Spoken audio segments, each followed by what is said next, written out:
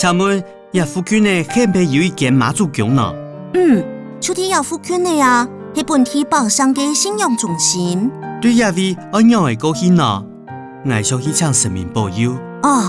以外头分区为中心点，停停一条永基路行400公尺，接下来右转广基路，再向前行50公尺到广基路同光明路的交叉路口，右手上就是妈祖宫。